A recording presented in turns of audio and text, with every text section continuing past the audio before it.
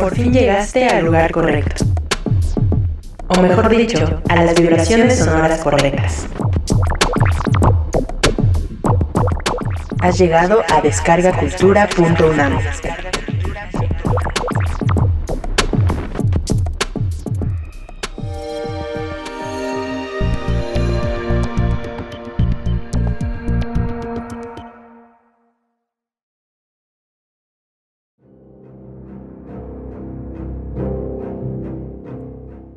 Hay historias que podemos escuchar hoy y aunque se hayan escrito hace más de 2 siglos, nos parecen muy vigentes.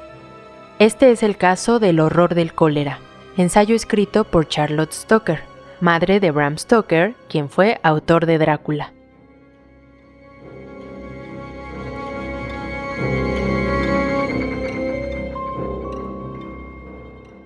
Qué gusto que decidiste escuchar Cultura.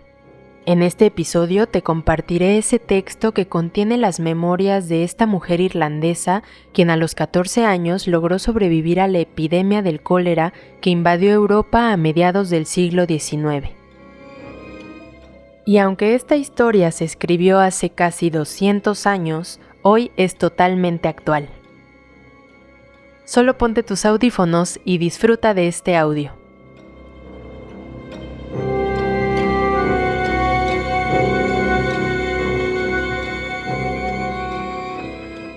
En los días de mi temprana juventud, el mundo se vio seriamente conmovido ante el terror de una nueva y terrible plaga, la cual iba sembrando desolación en todos aquellos lugares por los que pasaba. Mostraba tal regularidad en sus avances que la gente podía muy bien decir dónde iba a aparecer luego y hasta casi el día en que era de esperársele. Contribuían a acentuar sus horrores lo extraño y misterioso de su contacto, así como el anhelo del hombre de contar con la experiencia o el conocimiento acerca de su naturaleza, cuando no la mejor forma de resistir sus ataques. En ese tiempo vivía con mis padres y hermanos en Sligo, ciudad de provincia situada en la posición oeste de Irlanda. Esto sucedió mucho antes de la era de los ferrocarriles, y me imagino también que de los buques de vapor, pues las noticias viajaban con gran lentitud. Los rumores de la gran plaga atronaban en nuestros oídos de vez en vez, y los hombres aludían a este tipo de cosas lejanas, como si pensaran que jamás podrían aproximarse a ellos. Sin embargo, poco a poco el terror fue creciendo, conforme se nos decía que el mal rondaba cada vez más cerca. «Ya está en Francia», decían, «ahora en Alemania, ya llegó a Inglaterra». Luego, con frenético horror, empezamos a escuchar los susurros de boca en boca. «Ha llegado a Irlanda». A causa del miedo, los hombres comenzaron a manifestar su egoísmo, lo suficientemente grande como para atraer la directa venganza de Dios sobre nosotros. Recuerdo vívidamente una de esas acciones. Un infortunado viajero cayó enfermo a la orilla del camino, a unos kilómetros del pueblo. ¿Y cómo fue que lo atendieron los samaritanos? Cavaron una fosa y con largas pértigas lo empujaron aún vivo hacia el interior y rápidamente lo cubrieron con tierra sin que aún hubiese muerto. Al igual que Sodoma, nuestra ciudad pagó con gran severidad semejantes crímenes. Luego procedieron a cavar zanjas a través de los caminos que apuntaban hacia los puntos de donde supuestamente provenía el cólera, precisamente con el propósito de romper cualquier tipo de vínculo con los distritos infectados. Pero de nada sirvió. De nada. Una noche nos enteramos de que cierta señora Finney, mujer en extremo obesa y maestra de música, había muerto súbitamente y que por disposiciones del doctor había sido enterrada 1 hora después. Aflorando la palidez a sus rostros, La gente se miró entre sí y en voz baja susurró la palabra cólera. Sin embargo, al día siguiente los susurros se convirtieron en un hondo rugido generalizado y en muchas casas yacía un muerto, cuando no 2 o 3. Una vivienda podía verse atacada y la que seguía salvarse. No había manera de decir quién sería el próximo en morir, y cuando alguien se despedía de un amigo, lo hacía como si ya nunca más fuese a verlo. Al cabo de unos cuantos días, la ciudad se convirtió en zona de muertos. No había otro vehículo en circulación que las carretas destinadas para el cólera o los coches de los médicos. Mucha gente emigró y no pocos contrajeron la plaga y murieron en el camino.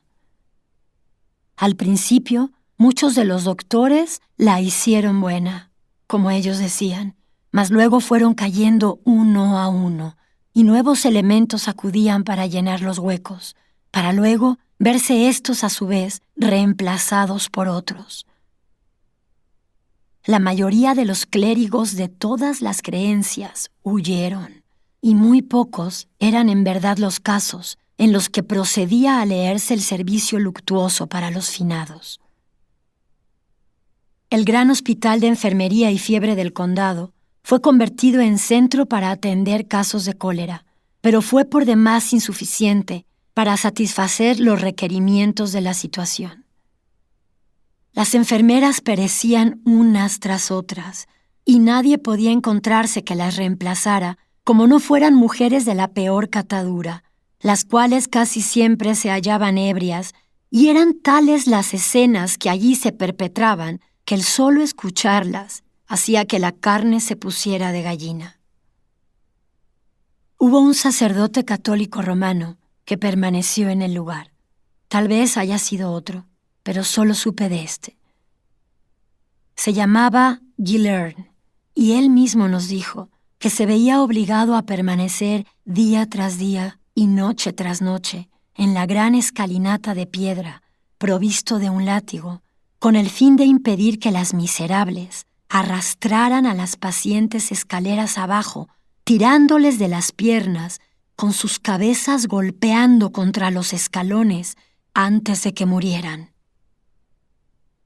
Cuando llegaba un nuevo grupo de enfermos, para los cuales no había camas, lo habitual era disponer de aquellos que estuvieran embotados con opio y más próximos a morir, retirándolos a fin de procurar espacio a los recién llegados. Se decía que a muchos de ellos los enterraban vivos. En una ocasión, un hombre llevó a su esposa a cuestas hasta el hospital y, como estuviera en una agonía penosa, le amarró un pañuelo rojo alrededor de la cintura con objeto de aminorar su dolor.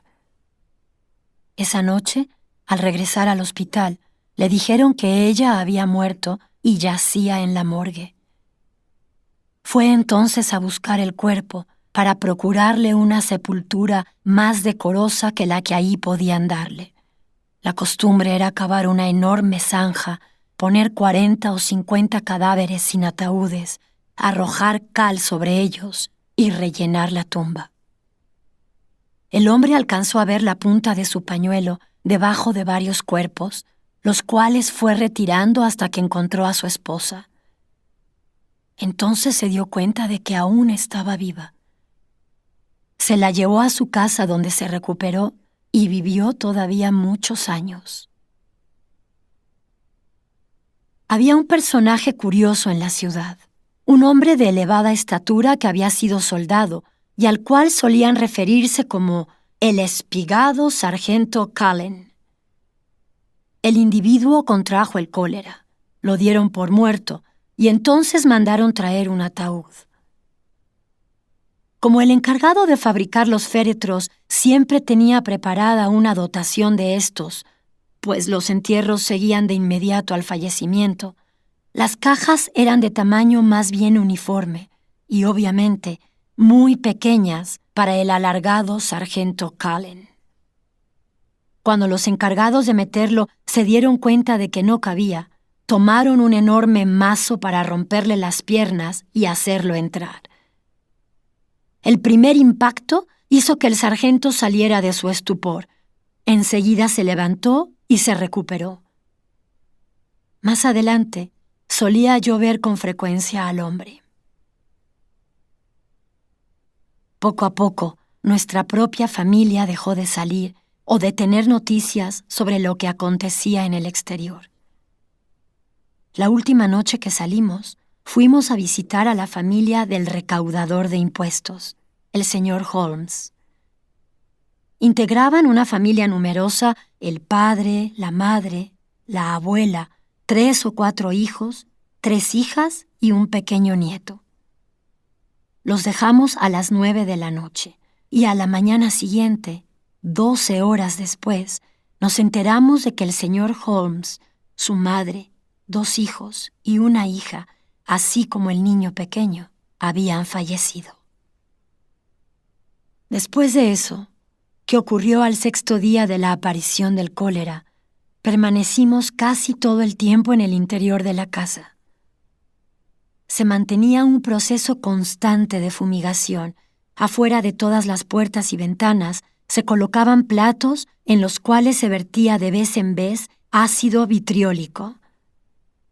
Cada mañana, tan pronto nos despertábamos, nos daban a cada uno una dosis de whisky espesado con jengibre en proporciones adecuadas a nuestras edades. Poco a poco, la calle en la cual vivíamos se fue quedando desierta, pues a nuestros vecinos que fallecían se los iban llevando en grupos de 2 y 3. Una mañana, al 9º día, fueron 4 a los que se llevaron, muertos, de la casa de enfrente. Nuestros vecinos a ambos lados también fallecieron. En una de estas viviendas dejaron sola y enferma a una pequeña niña llamada Mary Sheridan, y hasta nosotros llegaba su llanto. Le pedí permiso a mi madre para que me dejara ir a ayudarla, y presa de temores, consintió en que fuera. La pobre Mary murió en mis brazos 1 hora después. Regresé a casa y en vista de que me fumigaron bien, resulté ilesa. Ciertos tipos de comestibles eran casi imposibles de conseguir, sobre todo la leche, ya que a la gente del campo no se le podía convencer de que se aproximara a la ciudad condenada. Nosotros teníamos una vaca y muchas personas, mujeres a las que solo conocíamos de vista, acudían a rogarnos que les diéramos un poco de leche para sus hijos pequeños. Solían dejarnos las jarras en el quicio de la puerta, las llenábamos y luego se las llevaban. Por la noche, a lo largo de las calles, solían quemar varios toneles y otros materiales combustibles para purificar el aire. Los recipientes con su resplandor en medio de la oscuridad adquirían un aspecto extraño, sobrenatural. Las carretas y camillas destinadas a los casos de cólera estaban provistas de campanas, lo cual acentuaba el horror, mientras el fabricante de féretros, un hombre llamado Young, acostumbraba a tocar las puertas preguntando si no necesitábamos ataúdes. Era este un clima que difícilmente podría soportarse, y como pocos tenían el temple necesario para hacerle frente, decidimos pedirle al señor Young que desistiera de sus ofrecimientos. Pero aún así, él insistía en volver, y yo le dije que si regresaba le arrojaría agua. Al día siguiente tocó la puerta, como de costumbre, y sobre su cabeza cayó todo el contenido de una gran jarra de agua. El tipo se sacudió, luego se me quedó mirando con una mueca diabólica y agitando el puño me dijo: «Si te mueres en 1 hora, no habrá féretro para ti». «Gracias», le contesté. «Para entonces ya no me importará». El hombre no volvió más. Uno tras otro, los días transcurrieron sin ningún cambio significativo. pero la plaga no cedía. Cada mañana, al despuntar el día, un grito solía escucharse de habitación en habitación por toda la casa. ¿Amaneció alguien muerto? Sin embargo, misericordiosamente resultamos ilesos. A lo largo de toda nuestra desolada calle, solo la familia del Dr. Little y la nuestra nos mantuvimos sin pérdidas. Había ciertos días en que el cólera tenía efectos más fatales que en otros, y en esos días podíamos observar una espesa nube de aspecto sulfuroso suspendida a baja altura por encima de la casa, y luego supimos que habían encontrado pájaros muertos en la orilla de Log Hill. Temprano en la mañana del 14º día, mi madre alcanzó a oír un gran ajetreo entre las aves del gallinero que había en el traspatio, y al acudir a ver qué sucedía, encontró a varias de ellas muertas o agonizantes. Regresó y nos dijo que había llegado el momento de partir y que empezáramos a empacar. Así que juntamos unas cuantas cosas, mandamos la vaca hacia una pradera vecina donde había agua, le suplicamos a la gente de los alrededores que la ordeñaran y utilizaran la leche, porque a las 10 de la mañana todos nosotros, es decir, mi padre, mi madre, 2 hermanos, un sirviente y yo, enfilaríamos a bordo de la diligencia rumbo a Ballyshannon, donde vivían algunos amigos de mi padre. Estábamos convencidos de que podrían alojarnos por unos cuantos días mientras encontrábamos un lugar donde vivir. Era una mañana húmeda y lluviosa y nos sentíamos de lo más miserables, como si presintiéramos lo que nos aguardaba a continuación. Todo iba bien, hasta que llegamos a 1,5 kilómetros de distancia de una población situada a unos 6 kilómetros de Ballyshannon. En ese momento, el cochero fue interceptado por una turba de hombres armados con palos, guadañas y rastrillos. A la cabeza de ellos, un tal Dr. John Shields, individuo medio loco, hijo de uno de los galenos más prominentes y uno de los más respetados ciudadanos del condado. Sin embargo, no había seguido los pasos de su padre. Detuvieron la diligencia, nos ordenaron salir y también bajaron nuestro equipaje. No había súplica alguna capaz de convencer a esos hombres de que nos dejaran pasar. El miedo los había enloquecido. Tras una larga discusión y numerosas amenazas de represalias legales, permitieron que el cochero prosiguiera su camino, en tanto que a nosotros nos dejaron en la orilla del camino, sentados sobre nuestros baúles, con frío, mojados y casi sumidos en la desesperación. Mi padre temía dejarnos para ir a buscar ayuda, pero luego, al cabo de 1 hora y media, vimos el carruaje de mi tío, seguido por una carreta que se aproximaba hacia nosotros. Uno de mis primos venía en ella.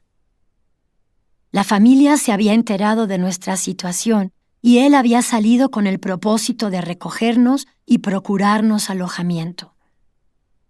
Un viejo sirviente de la familia, que tenía una caballeriza, había traído su carreta en honor a los viejos tiempos. Nos subimos entonces a los vehículos, pero al aproximarnos a Ballyshannon, se nos dijo que no podíamos permanecer ahí, que lo más que podrían permitirnos era atravesar la población. Mi tío tenía una vieja amistad, la señora Walter, en Donegal, aproximadamente unos 30 kilómetros más adelante, así que nos aconsejó que nos dirigiéramos allá y le escribió una nota suplicándole que nos alojara por unos días. Así que continuamos nuestro camino, mi madre y los hijos en el carruaje, y mi padre, el sirviente y el equipaje en la carreta. Ahora llovía como si el cielo y la tierra quisieran fundirse. Poco después, tras recorrer unos 16 kilómetros, mi padre empezó a lucir muy enfermo.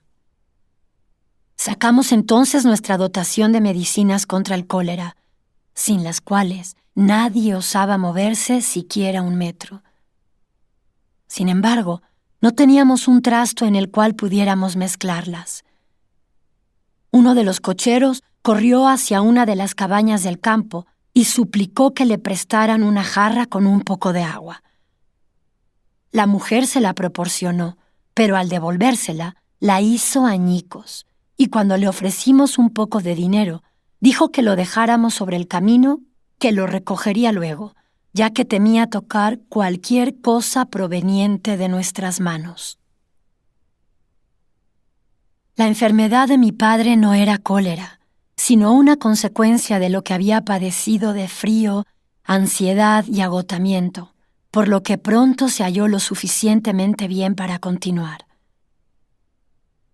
Poco después entramos en Donegal, pero de alguna manera habían anunciado nuestra llegada, y al encontrarnos en la plaza por la cual habíamos ingresado, vimos que se hallaba repleta de hombres que aullaban como dementes.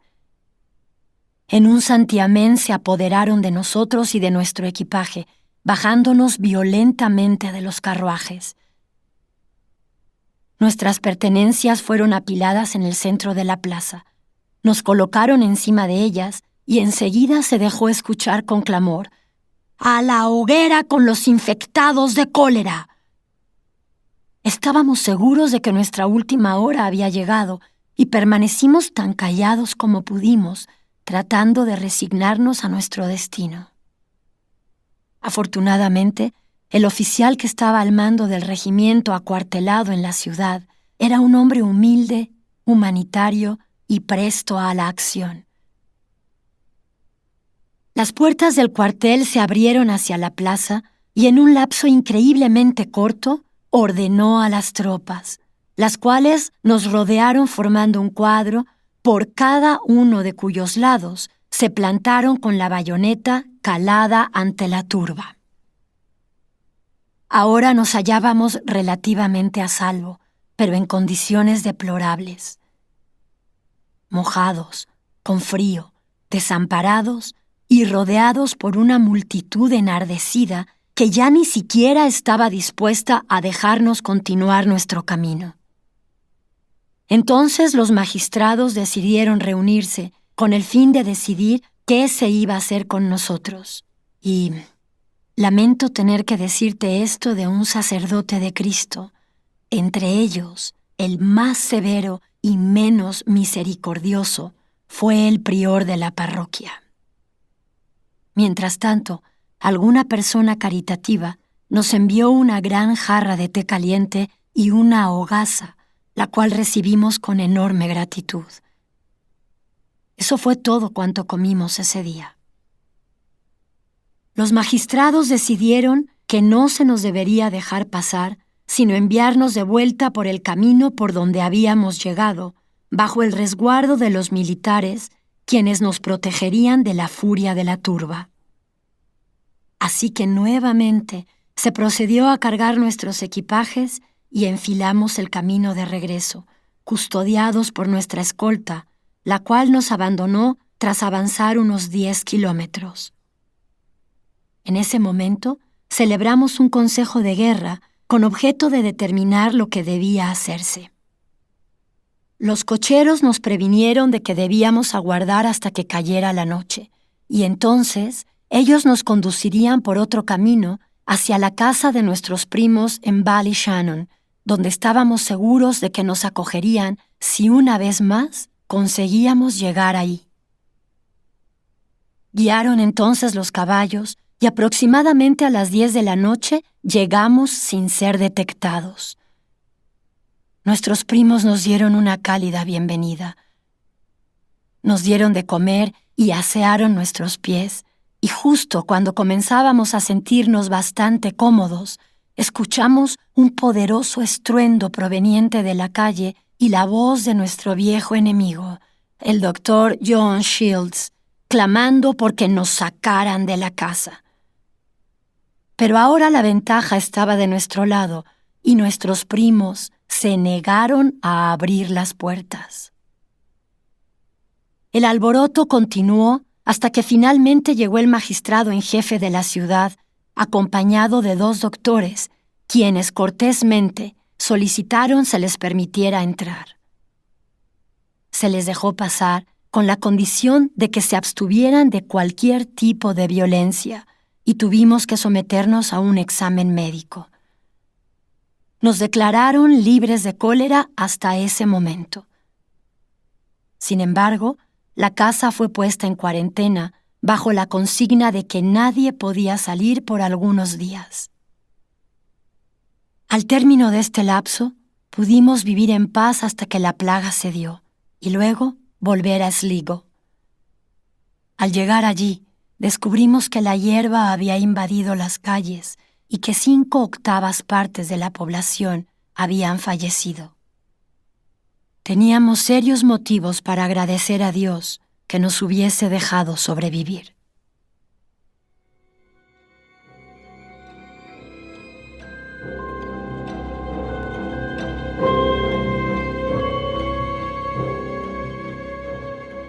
Muchas veces los hechos que ocurrieron en el pasado nos pueden ayudar para afrontar el presente.